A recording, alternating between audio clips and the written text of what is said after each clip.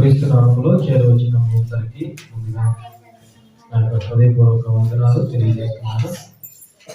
పిల్లలారా, ఈరోజు ప్రపంచ క్రైస్తవ్యంలో క్రిస్మస్ వాతావరణం మనం చూస్తున్నాం.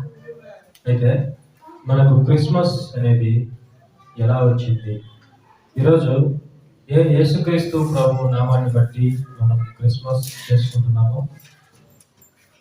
యేసుక్రీస్తు ప్రభు పేరిట మనము క్రిస్మస్ సెలబ్రేషన్స్ చేసుకుంటున్నాము.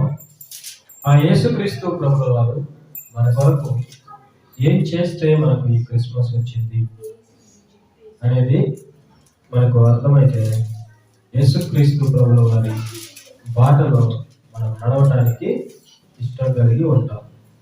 కాబట్టి ఈరోజు మనము లోక సంబంధంగా ఆటల్లోనూ పాటల్లోనూ కార్యక్రమాల్లోనూ సంతోషంలోనూ తినటంలోనూ వీటిలో మునిగిపోవడం కాకుండా దేవుడు మన జీవితంలో ఏం ఆశిస్తున్నాడు, యేసుక్రీస్తు ప్రభుల వారు ఏం చేస్తే మనకు ఈ క్రిస్మస్ అనేది వచ్చింది అనే వాటిని ఈరోజు మనం ఆలోచించాం. ఫిలిప్పీ పత్రిక 2వ అధ్యాయం 5వ వచనం నుండి ఈరోజు దేవుడు మనతో మాట్లాడాలని ఆశ కలిగి ఉన్నాడు. చదవండి. క్రీస్తు యేసునకు కలిగిన ఈ మనస్సు మీరును కలిగి ఉండుడి.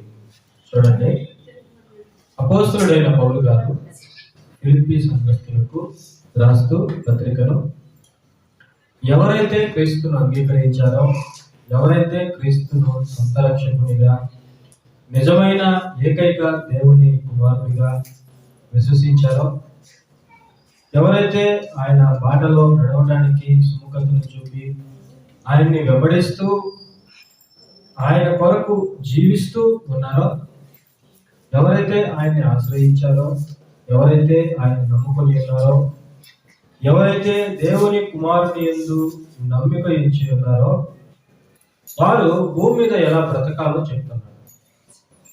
వారు భూమి మీద ఎవరిని పోలి జీవించాలో చెప్తున్నారు. వారికి ఎవరు మాదిరో చెప్తున్నారు. ఈ రోజుల్లో చాలా మంది క్రైస్తవ సేవకుల్ని చూస్తూ ఉంటారు. క్రైస్తవ బోధకులను చూసి వారు చేసినట్లుగానే చేస్తూ ఉంటారు. వారిని వెంబడిస్తూ ఉంటారు. క్రైస్తవ బోధకులు గొప్ప గొప్ప బోధకులుగా పిలువబడుతున్న వాళ్ళు, పెద్ద పెద్ద సేవకులుగా పిలువబడుతున్న వాళ్ళు ఏం చేస్తే విశ్వాసులు కూడా అదే చేయటం మనం చూస్తున్నాం. ఒక సేవకుడు స్టేజ్ మీద గెంతులు వేస్తే విశ్వాసులందరూ కూడా గెంతులు వేయడం మనం చూస్తున్నాం. సేవకుడు ఏ విధముగా జీవిస్తే విశ్వాసులు ఆ విధముగా జీవించడం మనం చూస్తున్నాం ఈరోజు. అయితే అపోస్తలుడైన పౌలు గారు దీనికి భిన్నంగా పత్రిక రాస్తున్నారు. చూడండి, మన ఆలోచనలకి దేవుడి ఆత్మతో నింపబడిన దైవ సేవకుని యొక్క ఆలోచనలు ఎలా ఉన్నాయో ఒకసారి మీరు ఆలోచించండి. ఆయన అంటున్నాడు, క్రీస్తు యేసునకు కలిగిన ఈ మనస్సు మీరును కలిగి ఉంది. అంటే మనం భూమి మీద జీవిస్తున్నప్పుడు ఎవరి మనస్సు కలిగి ఉండాలి అంటే, మన రక్షకుడైన యేసుక్రీస్తు ప్రభుల వారు కలిగినటువంటి మనస్సు కలిగి మనం జీవించాలి. ఎప్పుడైతే మనము యేసుక్రీస్తు ప్రభు యొక్క మనస్సు కలిగి జీవిస్తామో అప్పుడే మనము క్రీస్తుని గౌరవించినట్లు, అప్పుడే మనము క్రీస్తును ఘనపరిచినట్లు, అప్పుడే క్రీస్తు ద్వారా తండ్రిని మనం మహిమపరిచినట్లు. ఎప్పుడైతే మనము క్రీస్తు యేసులాగా జీవించడానికి ప్రయత్నిస్తామో, ఆ విధంగా నిర్ణయాన్ని తీసుకొని ఆ విధంగా ఒక నిబద్ధత కలిగి మనం జీవిస్తూ ఉంటామో అప్పుడు మనము దేవుణ్ణి మహిమపరిచిన వాళ్ళం అవుతాము, దేవుణ్ణి సంతోషపరిచిన వాళ్ళం అవుతాము. చూడండి, దేవుడు మన జీవితాలను బట్టి సంతోషపడాలని కోరుకుంటున్నాడు.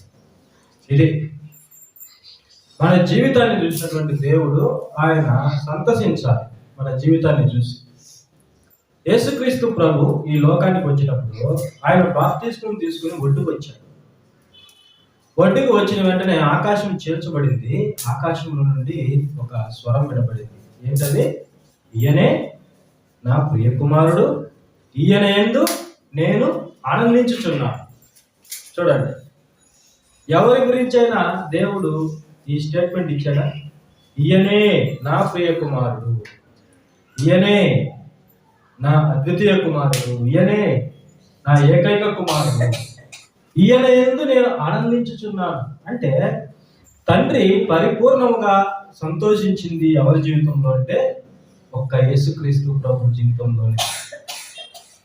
మిగతా వాళ్ళందరూ ఏదో ఒక పరిస్థితిలో దేవుణ్ణి బాధ పెట్టారు. అబ్రహాం గారు బాధ పెట్టాడు, ఆదాము గారు బాధ పెట్టారు, దావీదు గారు బాధ పెట్టారు. కానీ ఒకే ఒక వ్యక్తి నిజంగా దేవుణ్ణి పరిపూర్ణముగా సంతోషపెట్టాడు. ఆయన ఎవరు కాదు, దేవుని యొక్క ఏకైక కుమారుడు, అద్వితీయ కుమారుడు. ఆయనే మన ప్రభు అయిన యేసుక్రీస్తు. ఈ మాట ఎందుకు చెప్తున్నానంటే, తండ్రిని ఆనందపరిచింది యేసుక్రీస్తు ప్రభు అయితే, ఆ యేసుక్రీస్తు ప్రభు కలిగిన మనస్సు మనం కలిగి ఉంటే దేవుడు మనలను బట్టి కూడా సంతోషిస్తాడు. మనం క్రీస్తును పోలి నడుచుకుంటే మన జీవితాలను బట్టి దేవుడు ఆనందపడతాడు. లేకపోతే మన ద్వారా దేవుడు ఆనందపడే అవకాశమే. చూడండి, కాబట్టి ఈరోజు మనము పండుగ వాతావరణంలో జీవించుకున్నప్పుడు స్వార్థ పరులుగా, స్వార్థ ప్రియులుగా మనం కేవలం మన ఆనందాన్ని వెతుక్కుంటూ, మనమే ఆనందిస్తూ, మనమే సంతోషిస్తూ, మనమే విలువైన వస్త్రాలు, విలువైన ఆభరణాలు, పిండి వంటలు, విలువైన జీవితాన్ని మనం మాత్రమే జీవించడం కాదు. ఒకవేళ అలా మనం జీవిస్తే అది క్రీస్తు మనస్సు కాదు. చూడండి, అది స్వార్థపూరితమైన మనస్సు. ఇక్కడ చెప్తున్నాడు, క్రీస్తు యేసునకు కలిగిన ఈ మనస్సు మీరును కలిగి ఉంది. మనం కూడా యేసుక్రీస్తు ప్రభు కలిగినటువంటి మనస్సు కలిగి ఉండాలి. మనం ఇక్కడికి ఎందుకు వస్తున్నాము చెప్పండి? మనం ఇక్కడికి ఎందుకు వస్తున్నాము అంటే పాడైపోయిన మన జీవితాలని బాగు చేసుకోవడానికి, చెడిపోయినటువంటి మన ప్రవర్తనని సరిచేసుకోవడానికి. అవునా కదా? ఆలోచన చేయండి. ఇది మనకు దేవుని యొక్క పాఠశాల. లోకంలో ఉన్న పాఠశాలలు మనకు విద్య నేర్పిస్తాయి. మన జీవితంతో వాళ్ళకి పని లేదు, మన అలవాట్లతో వాళ్ళకి పని లేదు. వాళ్ళు ఎంతవరకు అంటే ఆ స్కూల్ ఆవరణలో ఉన్నంత వరకే ఆ యొక్క రూల్స్ మనకు వర్తిస్తాయి. స్కూల్ నుంచి బయటకు వచ్చిన తర్వాత మన జీవితం ఎలా ఉన్నా వాళ్ళు పట్టించుకోరు, అడగరు, వాళ్ళకి అది అవసరం లేదు. అవునా కదా? అయితే ఇది దేవుని పాఠశాల. ఇక్కడ దేవుడు మనకు నేర్పించేది ఏంటో తెలుసా? మంచి ప్రవర్తన మనకు నేర్పిస్తాడు, నైతిక విలువలు దేవుడు మనకు నేర్పిస్తాడు, క్రీస్తు యొక్క విలువలు మనకు నేర్పిస్తాడు, క్రీస్తు యొక్క జీవితాన్ని మనకు కళ్ళకు కట్టినట్లుగా ప్రదర్శిస్తాడు ఇక్కడ వాక్యం ద్వారా.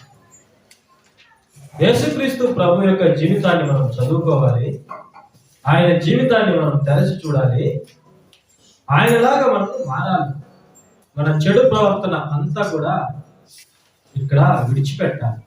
దేవుని వాక్యముతో మనం కడుక్కోవాలి. వంటి మీద ఉన్న మురికి పోవాలంటే మనం ప్రతిరోజు స్నానం చేస్తాం.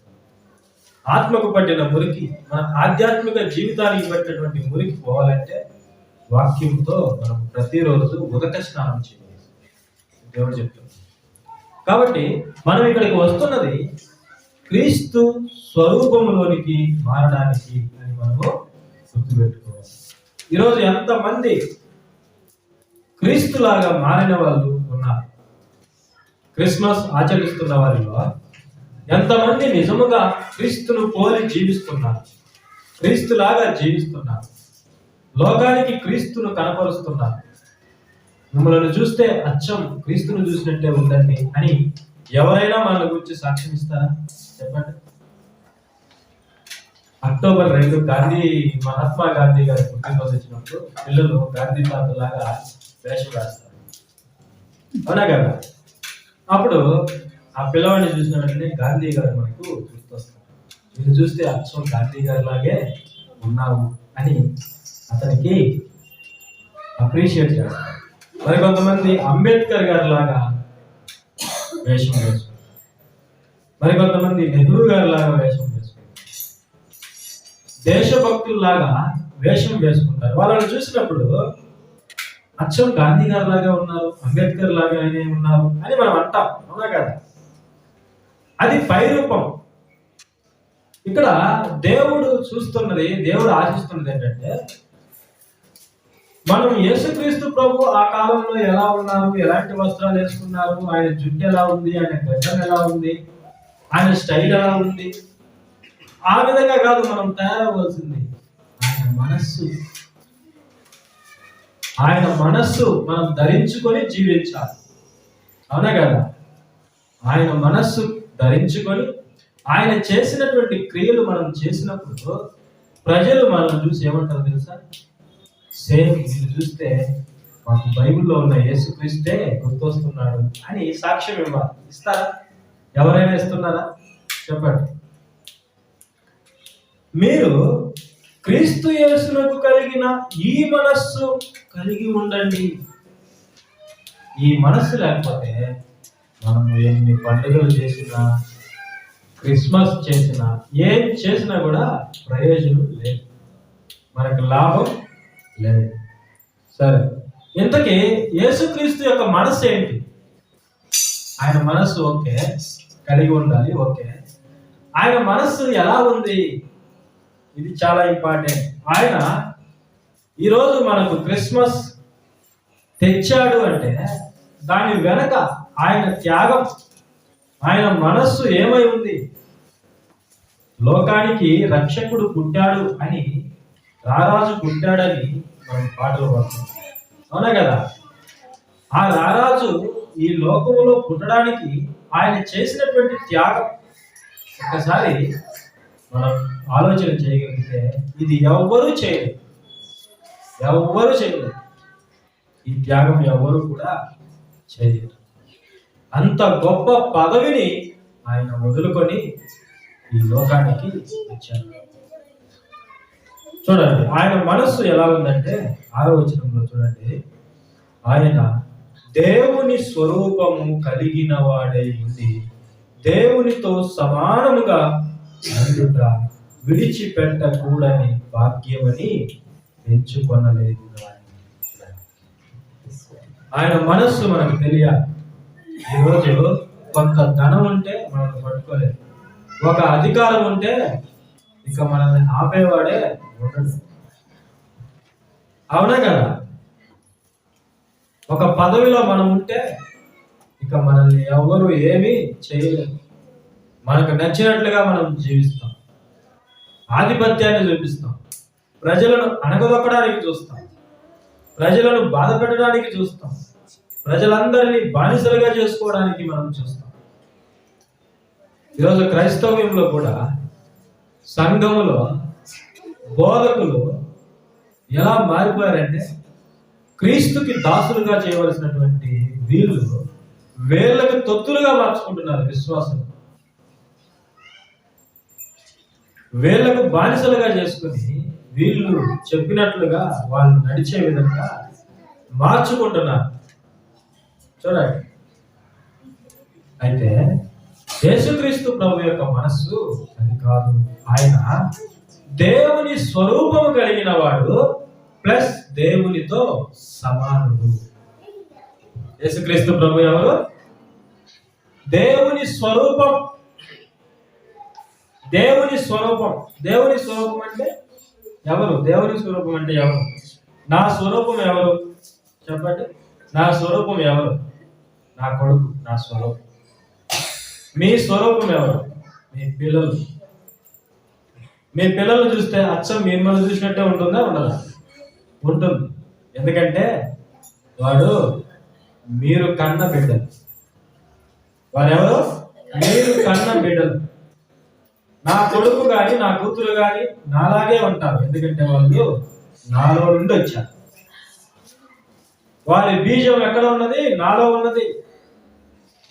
నా శరీరాన్ని పంచుకొని నా శరీరంలో నుండి వాళ్ళు బయటకు వచ్చారు. నా ఆకారాన్ని పంచుకొని వాళ్ళు బయటకు వచ్చారు. నా స్వరూపాన్ని పంచుకొని వాళ్ళు బయటకు వచ్చారు. వాడు నా రక్తం, అందుకే చూడ్డానికి వాడు నాలాగే ఉంటాడు. నా బిడ్డ నా స్వరూపం. ఆదాము సేతును తన స్వరూపంలో కన్నాడు. చూడండి ఎంత మంచి మాట. ఆదికాండం 5వ అధ్యాయం చదువుకుంటే ఆదాము తన స్వరూపమందు, అంటే ఆదాము ఎవరు? మనిషి. ఆదాము ఎవరు? నరుడు. దేవుడు ఆదాము అవ్వలను సృజించి వాళ్ళకి నరులని పేరు పెట్టాడు. వాళ్ళు మనుషులు. మనిషి మరొక మనిషిని కన్నాడు, సేతును కన్నాడు, తన స్వరూపంలో కన్నాడు. అలాగే దేవుడు కూడా ఒకే ఒక వ్యక్తిని కన్నాడు అని బైబిల్ మనకి ఘోషిస్తుంది. ఒకే ఒక వ్యక్తిని కన్నాడు దేవుడు. నేరుగా ఆదాముని దేవుడు కనలేదు. మనమందరం దేవుని పిల్లలమే, కానీ దేవుడు మనలను కనలేదు. తన స్వరూపంలో తన పోలికలు సృజించుకున్నాడు. తన పోలికను తన స్వరూపాన్ని మనకి ఇచ్చాడు. కాబట్టి మనం దేవునికి పిల్లలం. అయితే యేసుక్రీస్తు ప్రభు అలాంటి వాడు. తండ్రికి మనకు ఎంత వ్యత్యాసం ఉందో కుమారుడికి మనకు అంతే వ్యత్యాసము. ఆయన దేవుని స్వరూపము, దేవుడు కన్న కుమారుడు, దేవునిలో నుండి వచ్చినటువంటి ఒకే ఒక్క దేవుడు. ఇది మనం గుర్తుపెట్టుకోవాలి. దేవునిలో నుండి వచ్చిన ఒకే ఒక్క దేవుడు యేసుక్రీస్తు. అందుకే ఆయన అద్వితీయ తండ్రి, ఈయన అద్వితీయ కుమారుడు. దేవుడైన తండ్రి, దేవుడైన కుమారుడు. దేవుడైన తండ్రి, దేవుడైన కుమారుడు. తండ్రి దేవుడైతే కుమారుడు దేవుడు. నేను మనిషినైతే నా కుమారుడు మనిషి. నేను సింహం అయితే నా పిల్ల సింహమే. అవునా కదా? నేను జంతువు అయితే నాకు పుట్టింది కూడా జంతువే. నేను మనిషిని అయితే నాకు పుట్టింది కూడా మనిషి. తండ్రి దేవుడైతే ఆయనకు కలిగిన ఒకే ఒక కుమారుడు ఎవరు? యేసుక్రీస్తు ప్రభు. ఆయన దేవుడు కదా? చెప్పండి. దేవునికి పుట్టినవాడు దేవుడు కాదా? మరి ఆదాము దేవునికి పుట్టలేదు కదా? బైబిల్ వాడికి చెప్తుంది కదా. ఆదాము దేవునికి పుట్టలేదు. ఆదాముని దేవుడు నిర్మించాడు, మనిషిగా సృజించాడు, మనిషిగా మనుష్యాత్మను ప్రవేశపెట్టాడు. అంతేగాని దేవునిలో నుండి విభాగింపబడిన వాళ్ళము కాదు. కొంతమంది మనం దేవునిలో నుండి విభాగింపబడిన వాళ్ళమని బోధిస్తున్నారు. అది చాలా తప్పు. ఎందుకంటే అది దేవదూషణ చేసినట్లు అవుతుంది. గుర్తుపెట్టుకోండి. ఒకవేళ దేవుడు మనల్ని కంటే మనం కూడా దేవుడే కదా, ఏమైనా వ్యత్యాసం ఉందా? చెప్పండి. మనం కూడా దేవుడే కదా. మరి దేవుడు పాపం చేస్తాడా? చెప్పండి. దేవుడు పాపం చేస్తాడా? చేయడు. మనము దేవుని ఆత్మలో నుంచి విభాగింపబడిన వాళ్ళము కాదు. ఇది దేవదూషణతో సమానం. ఎందుకంటే యేసుక్రీస్తు ప్రభుని ఎందుకు సిలువ వేశారో తెలుసా? ఆయన దేవుని కుమారుడు అని చెప్పుకున్నాడు. దేవుని కుమారుడు అని చెప్పుకున్నందుకు నీవు దేవదూషణ చేస్తున్నావని వాళ్ళని నేరారోపణ చేసి ప్రభుని సిలువను ఎక్కించారు. ఆయన దేవుని కుమారుడు అంటే దేవునితో సమానుడు. ఆయన దేవుడు. ఎందుకంటే దేవునిలో నుండి నేరుగా వచ్చినవాడు. దేవుడు ఆత్మయై ఉన్నాడు. ఆ ఆత్మను పంచుకున్నవాడు, ఆత్మ శరీరంలో నుండి బయటకు వచ్చిన వాడు యేసుక్రీస్తు ప్రభు. కనడం అంటే. కాబట్టి ఈరోజు మనుషులుగా మనము దేవుని ఆత్మ నుండి విభాగింపబడిన వాళ్ళము కాదు. మనల్ని దేవుడు సృజించాడు. ఇప్పుడు దేవుడు మనల్ని కన్నాడని మనం చెప్పుకుంటున్నామంటే మనల్ని దేవునితో సమానంగా చేసుకుంటున్నాం. యేసుక్రీస్తు ప్రభుతో మనల్ని మనం సమానంగా చేసుకుంటున్నాం. మనల్ని మనం యేసుక్రీస్తు ప్రభుతో సమానంగా చేసుకున్నట్లయితే యేసుక్రీస్తు ప్రభు దేవునితో సమానం. ఆ విధంగా మనం కూడా ఎవరితో సమానం? ఇప్పుడు దేవునితో సమానం. ఇది దైవ దూషణ కదా? చెప్పండి, ఇది దేవదూషణ కదా? మనం దేవునితో సమానమా? చెప్పండి. మనం దేవుని పిల్లలమే, కానీ దేవుని ఆత్మను పంచుకున్న వాళ్ళము కాదు. దేవుడు కన్నది ఒకే ఒక కుమారుణ్ణి, ఆయన యేసుక్రీస్తు ప్రభు మాత్రమే. ఇది మనుషులు గుర్తుపెట్టుకోవాలి. క్రైస్తవ బోధకులు దీన్ని గమనించాలి. అందుకే ఒకే ఒక్క మాట యేసుక్రీస్తు ప్రభు గురించి మాత్రమే రాయబడింది. ఏంటి తెలుసా? నేడు నేను నిన్ను కని ఉన్నాను. నేడు నేను నిన్ను కని ఉన్నాను. ఎవరికైనా సరే నేను సవాల్ విసురుతున్నా. ఏంటో తెలుసా? దేవదూతలతో గాని, ఆదాముతో గాని, మనుషులతో గాని ఈ మాట పలికినట్లుగా దేవుని యొక్క వాక్యంలో చూపిస్తే ఒక వచనానికి 1,00,000 రూపాయలు. ఇది సవాల్. ఆదికాండం నుండి ప్రకటన గ్రంథం వరకు మనుషులను దేవుడు కన్నాడని గాని, దేవదూతలను కన్నాడని గాని ఒక వచనం చూపిస్తే ఒక వచనానికి 1,00,000 రూపాయలు. ఎందుకంటే ఈ రోజుల్లో చాలా మంది వాక్యం అర్థం కాక యేసుక్రీస్తు ప్రభు దేవుడు కాదని నోటికి వచ్చినట్లుగా మాట్లాడుతున్నారు. నా దృష్టిలో వాళ్ళకి అర్థాలు కూడా రావు. యేసుక్రీస్తు ప్రభు దేవుడు కాదని వాళ్ళకి అర్థాలు కూడా రావు. బైబిల్ పదాలకు అర్థాలు కూడా తెలియదు వాళ్ళకి. పదాలకు అర్థాలు కూడా తెలియదు. ఎవరైనా పోటీకి వస్తే ఒక స్కూల్ టీచర్ని, తెలుగు టీచర్ని కూర్చోబెట్టి వాళ్ళకి నేర్పించాలి. కన్నడం అంటే ఏంటి, సృష్టించడం అంటే ఏంటి అని వాళ్ళకి నేర్పించాలి అక్కడ స్టేజ్ మీద. ఎవరికి అర్థం కాలేదు బైబిల్, యేసు ప్రభువుని అర్థం చేసుకోకుండానే ఈరోజు నోటికి వచ్చిన బోధలు చేస్తారు. నోటికి వచ్చిన బోధలు. ఆయన దేవుని స్వరూపము కలిగిన వాడు ప్లస్ దేవునితో సమానుడు. గుర్తుపెట్టుకోండి, యేసుక్రీస్తు ప్రభు ఒక్కడే దేవునితో సమానుడు. మరి యేసుక్రీస్తు ప్రభు ఒక మాట అన్నాడు. ఏంటో తెలుసా? నా తండ్రి నాకంటే గొప్పవాడు. మరి ఆయన సమానుడు ఎలా అవుతాడు చెప్పండి? నా తండ్రి నాకంటే గొప్పవాడని యేసుక్రీస్తు ప్రభు అన్నప్పుడు మరి దేవునితో సమానుడని ఇక్కడ పౌలు గారు చెప్తున్నాడు కదా. మరి ఈ మాట పరిస్థితి ఏంటంటే, గుర్తుపెట్టుకోండి, ఇప్పుడు నా కుమారుడు ఉన్నాడు, వాడు నేను సమానమే. ఎందులో తెలుసా? ఎందులో తెలుసా? వాడు మనిషే, నేను మనిషినే. మనుషులుగా మేము సమానం. అవునా కదా? ఇప్పుడు సింహానికి ఒక పెళ్ళి ఉందండి, అవి రెండు సమానమే. ఎందులో తెలుసా? అవి రెండు సింహాలే. గుర్తుపెట్టుకోండి, అవి రెండు సింహాలే. నేను నా కొడుకు సమానమే, ఎందుకంటే మేమిద్దరం మనుషులం. కానీ వాడు నాకంటే చిన్నవాడు. నేను వాడికంటే గొప్పవాడు, ఎందుకంటే నేను వాడిని కన్నాను. నాలో నుండి వచ్చాడు. వాడు బయటికి రాకముందు ఎవరిలో ఉన్నాడు? నాలో ఉన్నాడు.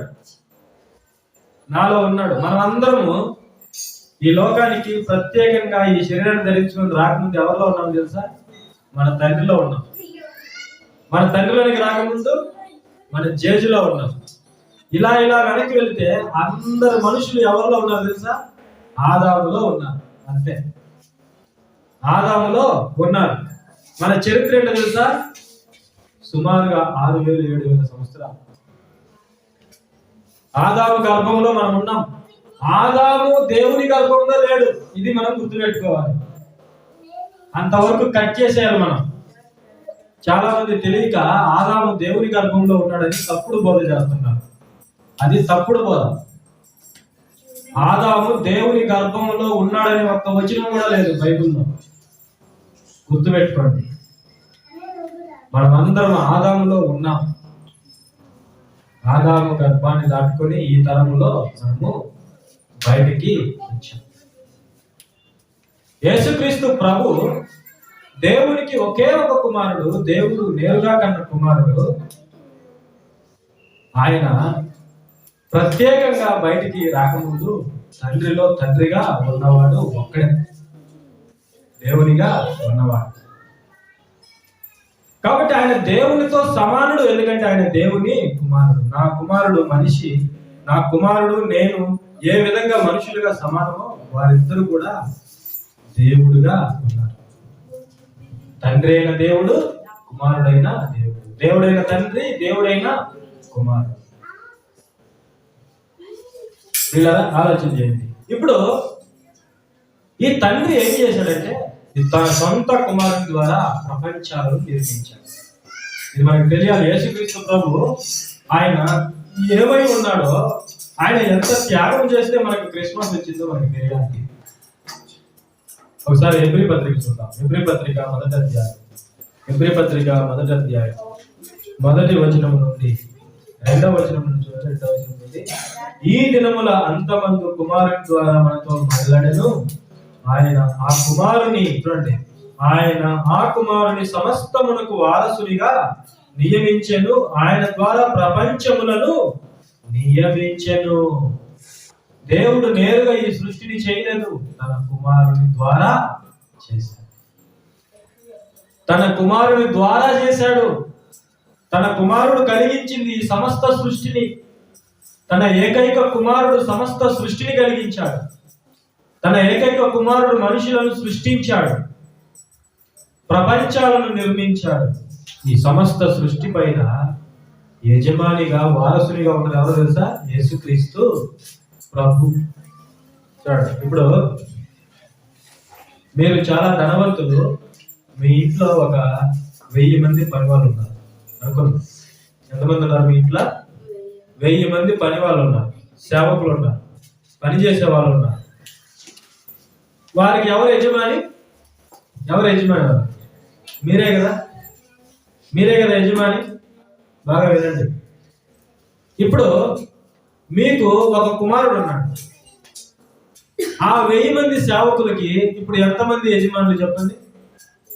ఎంతమంది? ఆ 1000 మందికి మీరు యజమాని. మీకు ఒక కుమారుడు ఉన్నాడు. ఆ కుమారుడు వాళ్ళకి ఏమవుతాడు? యజమానే కదా. యజమానే కాదు, యజమానే.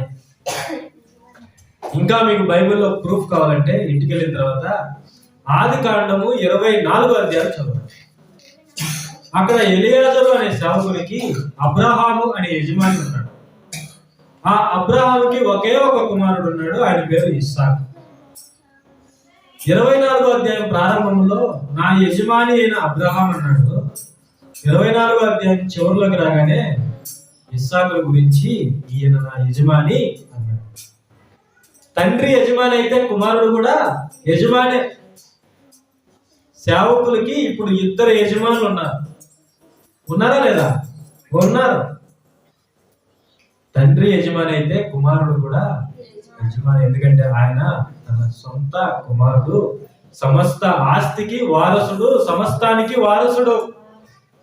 మీ ఆస్తి మీ పనులకి ఇస్తారా, మీ కుమారుడికి ఇస్తారా? చెప్పండి, ఎవరికి ఇస్తారు? కుమారుడికే ఇస్తారు. ఎందుకు? వాడు మీ రక్తం, మీలో నుండి వచ్చిన వాడు, మీ స్వరూపం. సమస్త సృష్టిని కలిగించింది దేవుని కుమారుడు, సమస్త సృష్టికి వారసుడు, ఆయన దేవుడై ఉన్నాడు. దేవదూతలకు ఎంతమంది దేవుళ్ళు? ఇప్పుడు ఎంతమంది దేవదూతల్ని సృష్టించాడు యేసుక్రీస్తు ప్రభు. కలిగి ఉన్నది ఏది ఆయన లేకుండా కలగలేదు. ఇప్పుడు దేవదూతలకి ఎంతమంది యజమానులు ఉన్నారు పరలోకంలో? చెప్పండి, ఎంతమంది? నెంబర్ 1 దేవుడైన తండ్రి, నెంబర్ 2 దేవుడైన కుమారుడు. ఇది ఒప్పుకుంటారా, ఒప్పుకోరా? ఇప్పుడు చూడండి ఫిలిప్పీ పత్రిక ఎంత బాగా అర్థమవుతుంది. ఆయన దేవుని స్వరూపము కలిగిన వాడై ఉండి దేవునితో సమానముగా ఉన్నాడు. ఎందుకంటే తండ్రి దేవుడే, కుమారుడు తండ్రి దేవుడే, కుమారుడు దేవుడే. బైబిల్ మనకు బోధిస్తున్నది ఇదే.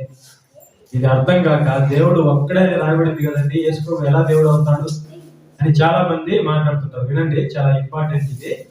చాలా మంది దేవుడు ఒక్కడైనా మాట పెట్టుకొని యేసు ప్రభు దేవుడు కాదని మాట్లాడుతూ ఉంటారు. అలాగైతే నేను మాట్లాడుతాను. అబ్రహాంకి ఒక్కడే కుమారుడు అని రాయబడింది. ఎవరు? ఇస్సాకు రాయబడింది. మరి ఇష్మాయేల్ ఏమవుతాడు? ఇష్మాయిల్ ఏమవుతాడు అబ్రహాం? చెప్పండి, కుమారుడే కదా. ఇంకా 25వ అధ్యాయంలో మనం చూస్తే అబ్రహాం ఇంకా పిల్లలు కన్నాడు చాలా మంది. మరి వాళ్ళందరూ ఏమవుతారు చెప్పండి? ఇంకొక మాట రాయబడింది యోహాను సువార్త 1వ అధ్యాయంలో, దేవునికి ఒక్కడే కుమారుడు ఉన్నాడు, ఆయన పేరు యేసుక్రీస్తు ప్రభు.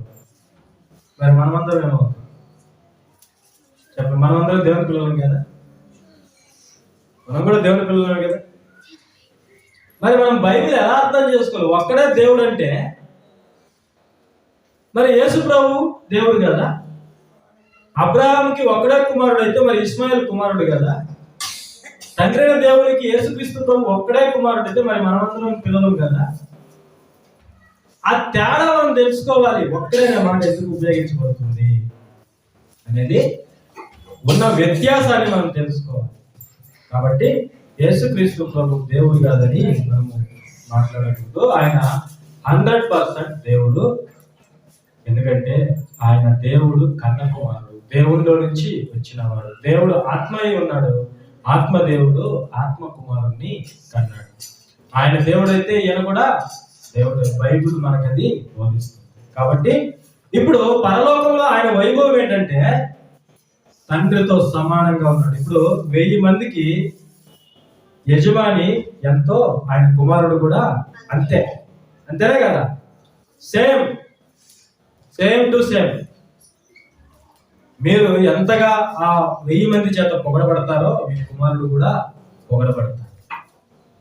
మీకు వారి మీద ఎంత అధికారం, హక్కు ఉందో మీ కుమారుడికి కూడా అంతే అధికారము, హక్కు ఉంది. మీరు చెప్పిన పని ఆ 1000 మంది చేయాలి, మీ కుమారుడు చెప్పినా చెయ్యాలి. చేస్తారా చేయరా? చెయ్యాలి. మీరు చెప్పినా వాళ్ళు చేయాలి, మీ కుమారుడు చెప్పినా చెయ్యాలి. వాళ్ళకి 2 యజమానులు ఉన్నారు. నీవు ఎంతో నీ కుమారుడు కూడా నీతో సమానం, నీ కుమారుడు. ఇప్పుడు యేసుక్రీస్తు ప్రభు హోదా ఏంటో తెలుసా? పరలోకంలో ఆయన దేవదూతలకు దేవుడుగా ఉన్నాడు. పరలోకంలో దేవుడుగా వెలసిల్లుతున్నాడు. దేవునితో సమానముగా ఆయన ఉన్నాడు. ఆయన పొజిషన్ అది పరలోకంలో. మరి మనకి క్రిస్మస్ ఎలా వచ్చింది చెప్పండి? ఈరోజు మనం క్రిస్మస్ చేసుకుంటున్నాం కదా. క్రిస్మస్ మనకి ఎలా వచ్చింది? దేవుడుగా ఉండి ఆ పదవిని వదులుకొని వచ్చాడు. లేకపోతే మనకి క్రిస్మస్ లేదు. గుర్తుపెట్టుకోండి, మనకి క్రిస్మస్ లేదు, మనకి రక్షణ లేదు, మనకు పాటలు లేవు, మనకు వస్త్రాలు లేవు, పిండి వంటలు లేవు, మనకు ఏమీ లేవు. మనకున్నది ఒకటే, అది చావు. మనకున్నది ఏంటి? మరణం. అంతే. మనకి సంతోషం లేదు, ఆనందం లేదు. పరలోకములో నిత్యము దూతల చేత పొగడబడుతున్నటువంటి దేవుడైన యేసుక్రీస్తు ప్రభు, దేవునితో సమానముగా ఉన్నటువంటి యేసుక్రీస్తు ప్రభు, ఆ భాగ్యాన్ని ఎవరైనా విడిచిపెట్టుకుంటారా చెప్పండి? ఆ భాగ్యాన్ని ఎవరైనా విడిచిపెట్టుకుంటారా? ఎవరైనా త్యాగం చేస్తారా? మీరు చేస్తారా చెప్పండి? మీరు చేస్తారా? మనం చేస్తామా? పేదవాళ్ళకు 10 అన్నం పెట్టలేకపోతున్నాం, పేదవాళ్ళకు 10 రూపాయలు ఇవ్వలేకపోతున్నాం. వీళ్ళరా ఈరోజు క్రిస్మస్ చూస్తే ఎంత బాధ అనిపిస్తుందో తెలుసా? చర్చ్ డెకరేషన్లకి లక్షల రూపాయలు ఖర్చు పెట్టారు. అదే చర్చిలో అనారోగ్యంతో బాధపడుతున్న వాళ్ళు ఎంతో మంది ఉన్నారు. వాళ్ళకి 10 రూపాయలు ఇస్తారా? 10,000 ఇస్తారా? వాళ్ళ ఆపరేషన్కి కావాల్సిన డబ్బు ఇస్తారా? వాళ్ళ పిల్లలు చదువుకోవడానికి సహాయం చేస్తారా? చేయరు. చర్చిలు డెకరేషన్లు చేయడానికి లక్షల రూపాయలు తగలబెడతారు. స్టార్లు పెట్టడానికి తగలబెడతారు డబ్బులన్నీ. పనికిరాని ప్రోగ్రాములు చేయడానికి లక్షల రూపాయలు తగలబెట్టి నిర్వీర్యం చేస్తారు. ఇదేనా క్రైస్తవం అంటే? ఇదేనా చెప్పండి? ఇదేనా ప్రభు మనకు నేర్పించాడు? ఎంత మోసం జరుగుతుందో చూడండి. క్రిస్మస్ పేరు లక్షల రూపాయలు డెకరేషన్ అవసరమా? ఆలోచన చేయండి. పేదవాళ్ళను పట్టించుకోరు సంఘంలో, విధవరాలను పట్టించుకోరు సంఘంలో, పేదవాళ్ళను పట్టించుకోరు సంఘంలో. దేనికయ్యా చర్చిలో లక్షల రూపాయలు పోసి డెకరేషన్ చేయాల్సిన అవసరం ఉందా? చెప్పండి, ఉందా? మీరు లోపల కనికరము జాలి కలిగి బయట అవి చేస్తే ఎంత బాగుండు.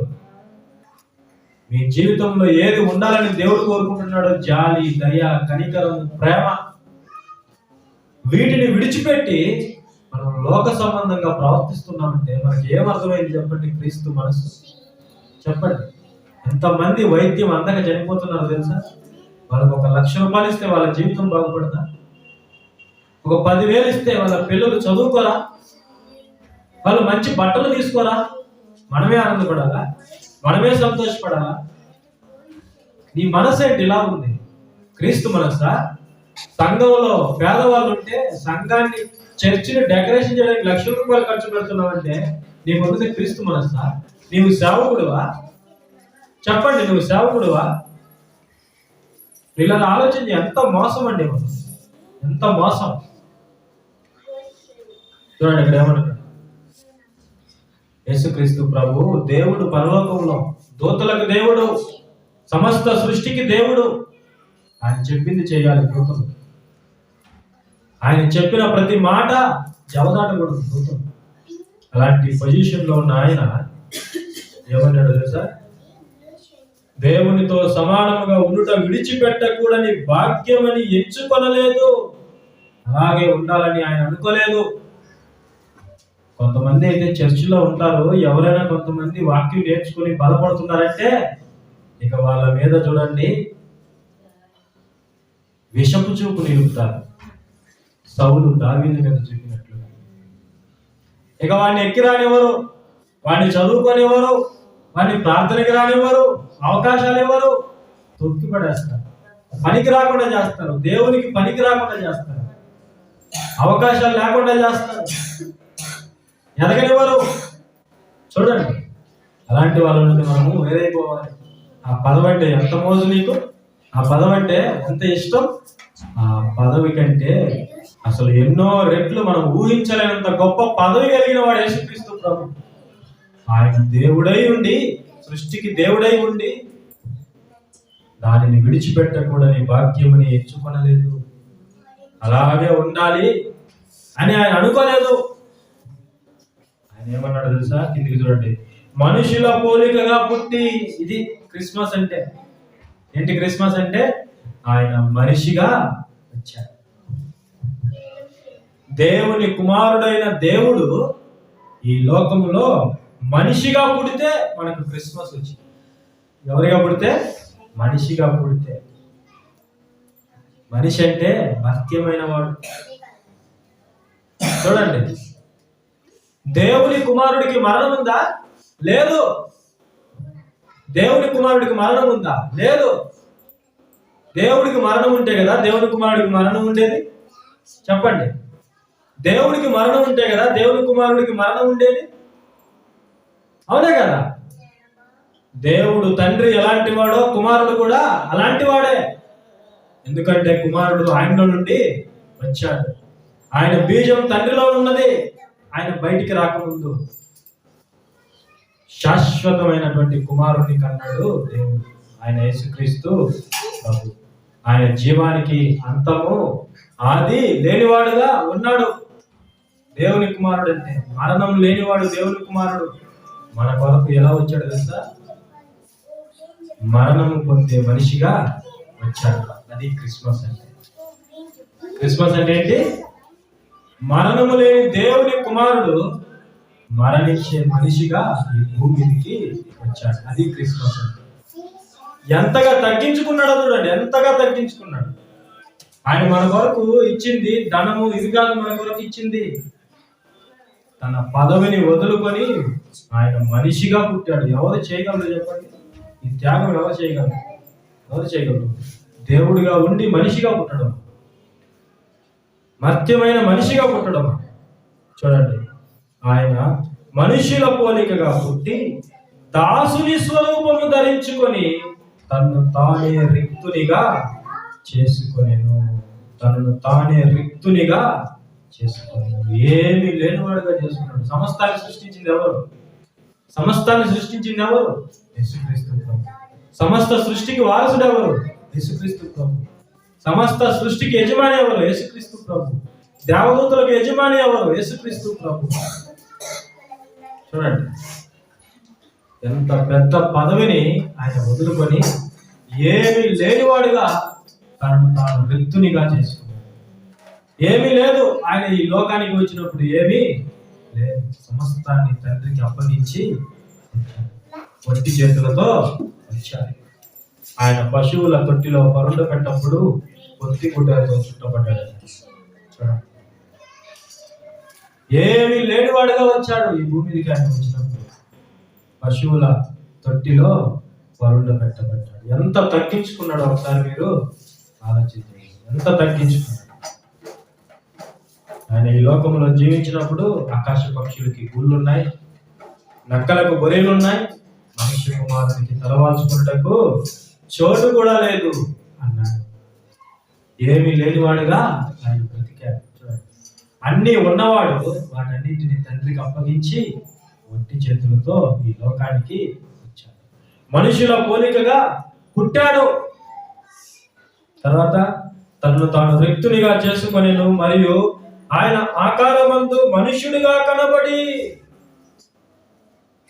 ఆయన ఎవరిలా కనపడ్డాడ?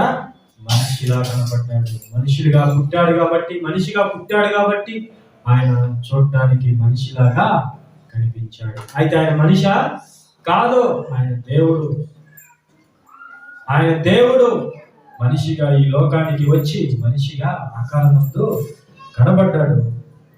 మరణము పొందునంతగా, అనగా సిలువ మరణము పొందునంతగా విధేయత చూపిన వాడై తన్ను తాను తగ్గించుకున్నాడు. ఇదంతా ఆయన తన్ను తాను తగ్గించుకున్నాడు. తండ్రికి విధేయతను చూపించాడు. ఎందుకంటే ఆయన కుమారుడు కాబట్టి. గుర్తుపెట్టుకోండి, కుమారుడు ఎప్పుడు కూడా తండ్రికి విధేయత చూపించాలి. కుటుంబంలో పిల్లలు తల్లిదండ్రులకి విధేయత చూపించాలి. ఇది యేసుక్రీస్తు ప్రభు క్రిస్మస్ సందర్భంగా మనకు గుర్తు చేస్తున్నాడు. కుటుంబంలో పిల్లలు తల్లిదండ్రులకి విధేయత చూపించాలి, వారికి లోబడాలి, వారి మాటలు మనము వినాలి. అప్పుడు మన జీవితాలు ఎంత గొప్పగా ఉంటాయో తెలుసా? నిన్ను నీ తల్లిదండ్రులు ఆశీర్వదించకపోవచ్చు, పరలోకంలో ఉన్న దేవుడు మిమ్మల్ని ఆశీర్వదిస్తాడు. ఆయనకి ఇష్టం ఏంటో తెలుసా? తల్లిదండ్రులను సన్మానించడం అంటే ఆయనకి ఇష్టం. దేవునికి ఏది ఇష్టమో తెలుసా? తల్లిదండ్రులను సన్మానించడం అంటే ఆయనకి చాలా ఇష్టం. ఎందుకంటే మనల్ని ప్రేమించేది ఇద్దరు వ్యక్తులు ప్రపంచంలో. మొదటిది దేవుడు, తర్వాత తల్లిదండ్రులు. గుర్తుపెట్టుకోండి, వేరే ఎవరు కూడా మనల్ని ప్రేమించరు. మన బాగోగుల గురించి మనల్ని ఆలోచన చేయరు, మన భవిష్యత్తు గురించి ఆలోచన చేయరు. ఇది ఒక్కటి మనం గుర్తుపెట్టుకుంటే మన జీవితాలు ఎంతో ఆశీర్వదింపబడతాయి. దేవుడు అలాంటి వాళ్ళనే. మీరు దీర్ఘాయుష్మంతులు అవ్వాలా? అయితే మీ తల్లిదండ్రులను సన్మానించండి. చాలా జాగ్రత్త సుమా. యోహాను పత్రికలో సీరియస్గా ఒక మాట చెప్పాడు. నీ కంటి ఎదురుగా కనిపిస్తున్న నీ సహోదరుణ్ణి ప్రేమించలేని నీవు దేవుణ్ణి ప్రేమించుచున్నానని నీవు ఎలా చెప్పగలవు? మనం మన తల్లిదండ్రులనే ప్రేమించలేకపోతే, మన తల్లిదండ్రులు మనల్ని పెంచి పోషించి గొప్పవారినిగా చేయడానికి అహర్నిశలు కష్టపడుతున్నా, వాళ్ళు తినక వాళ్ళ కడుపులు మార్చుకొని రూపాయి పోగు చేసి మన చదువుల కోసం, మన ఆరోగ్యం కోసం, మన భవిష్యత్తు కోసం వాళ్ళు అంత కష్టపడి అన్ని త్యాగాలు చేస్తుంటే, వాళ్ళ మాట మనం జవదాటితే, వాళ్ళ ఇష్టాలు మనం నెరవేర్చకపోతే దేవుడు మనల్ని ఎలా ఆశీర్వదించాలి చెప్పండి? వాళ్ళని మనం ప్రేమించలేకపోతే ఇక కనిపించడు దేవుడు కనిపిస్తున్నాడా మనకి? యేసుక్రీస్తు ప్రభు కనిపిస్తున్నాడా మనకి? మరి ఆయన్ని ప్రేమిస్తున్నానని మనం ఎలా చెప్తున్నాం? నాకు యేసు అంటే ఇష్టం అండి, నేను చర్చికి వెళ్తానండి, నేను ప్రార్థనకి వెళ్తానండి. ఇంతకు నువ్వు నీ తల్లిదండ్రుల మాట వింటున్నావా? మీ పెద్దవాళ్ళ మాట నువ్వు వింటున్నావా? అది మనం విన్నప్పుడే మనం క్రీస్తుని ప్రేమించినట్టు, లేకపోతే కాదు. ఆయనకి ఏంటంటే తక్కువ? యేసుక్రీస్తు ప్రభుకి పరలోకంలో దేవుడై ఉండి దేవుడితో సమానుడిగా ఉన్నటువంటి ఆయన తండ్రికి ఎంతగా లోబడ్డాడో తెలుసా? సిలువ మరణము పొందినంతగా చనిపోవడానికి ఒప్పుకున్నాడు. యేసుక్రీస్తు ప్రభు మనిషిగా పుట్టడానికి ఒప్పుకున్నాడు. దాసుని స్వరూపము దాల్చడానికి ఒప్పుకున్నాడు. ఈ లోకంలో నిందలు అవమానాలు అనుభవించడానికి ఒప్పుకున్నాడు. ఉమ్ము వ్యాధులు పడడానికి ఆయన ఒప్పుకున్నాడు. పిడిగుద్దులు గుద్దారు ఆయన ముఖం మీద, అరచేతులతో కొట్టారు ఆయన ముఖం మీద. ఆయన ఏం అన్యాయం చేశాడు చెప్పండి? ఆయన ఎవరిని బెదిరించలేదు, ఆయన ఎవరిని బాధ పెట్టలేదు, ఆయనే బాధపడ్డాడు. ఆయన శ్రమ పెట్టబడి ఎవరిని ఆయన బెదిరించలేదు. ఆయన ఏం అన్యాయం చేశాడు? ఎందుకు ఆయన పిడిగుద్దులు గుద్దారు? ఎందుకు అరచేతులతో కొట్టారు? ఎందుకు ఉమ్ము వేశారు? ఎందుకు ముళ్ళ కిరీటం ఆయన తల మీద పెట్టారు? ఆయన రక్తం అంతా కాలిపోయింది సిలువలో మేకులు కొట్టినప్పుడు. చివరి ఆఖరి రక్తపు బొట్టు వరకు పక్కలో బల్లెకు పోటు పొడిస్తే చివరిగా నీళ్ళు వచ్చాయంట. రక్తం లేదు ఆయన దేహంలో. చూడండి, తండ్రి కొరకు ఎంతగా తగ్గించుకున్నాడో చూడండి. మనం మన తల్లిదండ్రులకు అంతగా తగ్గించుకుంటున్నామా చెప్పండి? వాళ్ళు మన మీద ఏమైనా భారం పెడుతున్నారా? భారాలు పెడుతున్నారా? ఇంకా మన భవిష్యత్తు కోసం రూపాయి వాళ్ళు పోగు చేసి మనకు ఇల్లు కట్టించాలి, మంచి చదువు చదివించాలి, మన భవిష్యత్తుకి బంగారు బాటలు వేయాలని వాళ్ళు ఎంతో ఆశపడి, ఎంతో కష్టపడి, కూలీనాలి చేసి వాళ్ళు బాధపడుతూ, వాళ్ళు బాధను దిగమింగుకుంటూ మన కోసం కష్టపడుతూ ఉంటారు. అయితే మనం మన తల్లిదండ్రులకు ఎలాంటి విధేయత చూపిస్తున్నాం చెప్పండి? వీళ్ళలా సీరియస్ గా ఒక మాట చెప్తున్నాను ఏంటంటే, తల్లిదండ్రులకి వ్యతిరేకంగా ప్రవర్తించడం అది చాలా ప్రమాదం.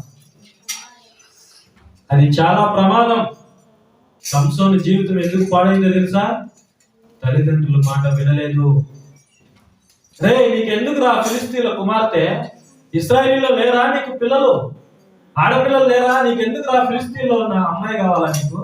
ఎందుకు రా సంసోను? ఇష్టం వచ్చినట్టుగా ప్రవర్తించాడు, ఇష్టం వచ్చినట్లుగా పాపాలు చేసుకుంటూ పోయాడు, చెడు తిరుగులు తిరిగాడు, తల్లిదండ్రుల మాట లెక్క చేయలేదు. చివరికి ఏమైందో చూసాం కదా మనం. చివరికి ఏమైంది? విషాదాంతమైంది సంసోను యొక్క జీవితం. మన మేలు కోరేది తల్లిదండ్రులు మాత్రమే. ఇతరులు మనల్ని వాడుకుంటారు, ఇతరులు మనల్ని మోసం చేస్తారు, మనల్ని ఉపయోగించుకొని తర్వాత విడిచిపెట్టేస్తారు. మన తల్లిదండ్రులు మనల్ని విడిచిపెట్టారు. మనం మోసపోయినా కూడా మన తల్లిదండ్రులు తిరిగి మనల్ని అప్పున చేర్చుకుంటారు. అది తల్లిదండ్రులు అంటే. నీ జీవితం చెడిపోతే నువ్వు కట్టుకున్నవాడు నిన్ను విడిచిపెట్టేస్తాడు, నువ్వు వద్దంటాడు.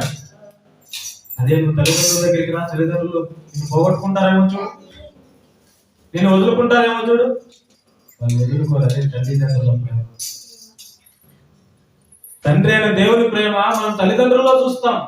తప్పిపోయిన కుమారుడు గురించి మీరు చూడండి. తప్పిపోయాడు, వెళ్ళిపోయాడు, ఆస్తిలో సగభాగం తీసుకుని వెళ్ళిపోయాడు, వ్యభిచారంతో తిరిగాడు, దొంగలతో తిరిగాడు, ఆనందంగా బ్రతికాడు, తన దగ్గర ఉన్న ఆస్తంతా పోగొట్టుకున్నాడు. చివరికి తినడానికి కూడా లేక పందుల పొట్టు తినడానికి సిద్ధపడ్డాడు. పందులు తినే ఆహారం పొట్టు. అప్పుడు బుద్ధి వచ్చింది, నా తండ్రి దగ్గర సేవకులు ఎంతో ఆనందంగా మంచి ఆహారం భుజిస్తున్నారు, నేను నా తండ్రికి వ్యతిరేకంగా, పరలోకమందున్న దేవునికి వ్యతిరేకంగా పాపం చేశాను. అయితే ఇప్పుడే నేను లేచి నా తండ్రి దగ్గరికి వెళ్తానండి. తండ్రి దగ్గరికి వస్తుంటే తండ్రి కుమారుడు రావడం చూసి వెంటనే వెళ్ళి పరుగున వెళ్ళి కౌగిలించుకొని మెడ మీద ముద్దు పెట్టి ఆనందంగా స్వీకరించాడు. కొత్త బట్టలు ధరింపజేశాడు, ఉంగరం పెట్టాడు, సేవకులకు చెప్పాడు, ఇదిగో వధించండి, నా కుమారుడు నేడు చనిపోయి బ్రతికి వచ్చాడు, మరలా నా దగ్గరికి వచ్చాడు. ఎవరికి ఉంది చెప్పండి ఆ ప్రేమ? తల్లిదండ్రులు. మన జీవితం ఎంత పాడైపోయినా తల్లిదండ్రులు మనల్ని వద్దని అనరు. అది దేవుని యొక్క ప్రేమ. తల్లిదండ్రుల్లో మనం చూస్తాం. ఇక్కడ చూడండి, యేసు ప్రభువుని చూసి మనం ఏం నేర్చుకోవాలి? తండ్రికి ఎంతగా లోబడ్డాడంటే చనిపోవడానికి ఒప్పుకున్నాడు తండ్రి కోసం. మన పాపాలు తీయడానికి, మనకు పాప క్షమాపణ అనుగ్రహించడానికి, మనకు నూతన జీవం ఇవ్వడానికి, మరణం నుండి మనం తప్పించడానికి, మరణాన్ని మనం గెలవడానికి ఆయన మనిషిగా పుట్టి శిలువ మరణాన్ని చూడండి. ఇది క్రిస్మస్. శిలువ మరణము పొందినంతగా విధేయత చూపిన వాడై తన్ను తాను తగ్గించుకొనెను. మనం ఎంతగా తగ్గించుకుంటామో దేవుడు మనల్ని అంతగా హెచ్చిస్తాడు. మనం ఎంతగా తగ్గించుకుంటామో దేవుడు మనల్ని అంత గొప్ప చేస్తాడు, అంతగా ఆశీర్వదిస్తాడు, అంతగా లోకానికి నేను చూపిస్తాడు. అందుకే దేవుడు చెప్పాడు, ఏమని తెలుసా? ఆకాశము క్రింద ఇవ్వబడిన ఏ నామములో మీకు రక్షణ లేదు. ఒకే ఒక నామములో మీకు రక్షణ, అది నా సొంత కుమారుడి నామములో. నా కుమారుడు, ఆయన మీ అందరికీ దేవుడు, యజమాని. ఆయన నమ్మిన వాడే నన్ను నమ్మినవాడు, ఆయన్ని స్వీకరించిన వాడే నన్ను స్వీకరించినవాడు, ఆయన్ని ఒప్పుకున్నవాడే నన్ను ఒప్పుకున్నవాడు. ఎంతగా హెచ్చించాడో చూడండి. ప్రతి వాడి మోకాలు ఆయన ముందు వంగాలి.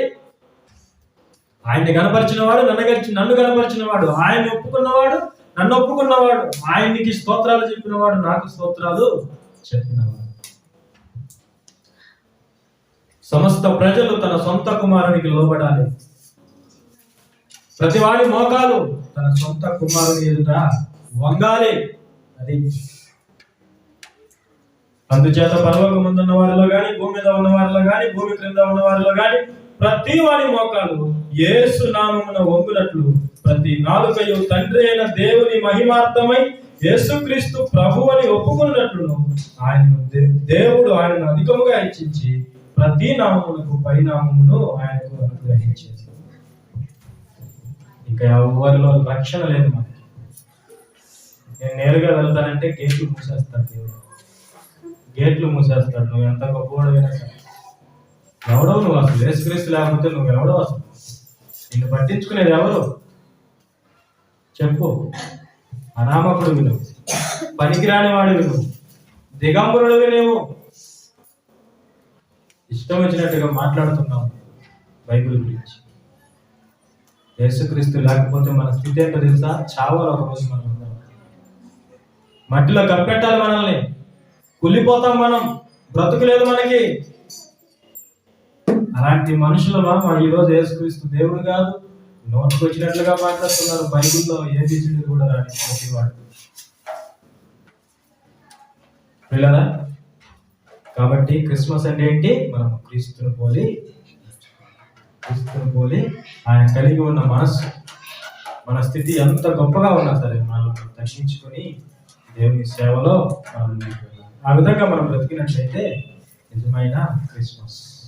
మన సంతోషంలో ఇతరులు కూడా ఆహారం లేని వాళ్ళు ఉన్నారు, ఆహారం, వస్త్రాలు లేని వాళ్ళు ఉన్నారు, వస్త్రాలు ఇద్దాం. కష్టాల్లో ఉన్నవారు ఉన్నారు, మన దగ్గర ఉన్నదే ఇద్దాం, లేనిది ఇవ్వమని దేవుడు చెప్పడంలా. నువ్వు అప్పు చేసి పప్పు కూడా తిని అర్థం లేదు దేవుడు.